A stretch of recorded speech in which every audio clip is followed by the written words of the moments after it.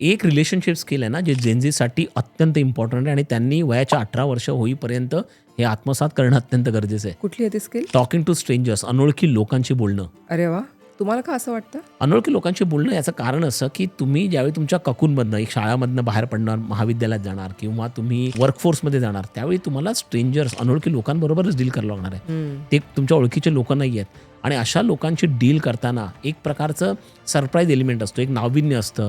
कधी कधी तो सुखद धक्का असू शकतो, कधी कधी ते अडचणीच असू शकतो, खरंय. डिस्कम्फर्ट होऊ शकतो. कधी कधी तुम्हाला त्याच्यामध्ये इम्प्रोव्हायझेशन करावं लागतं. तुमची स्पॉन्टेनिटी म्हणजे सहजता कशी आहे ते तुम्हाला जाणवं लागतं आणि ह्या सगळ्या कॉन्व्हर्सेशनमधनं तुम्ही हळूहळू शिकत जाता.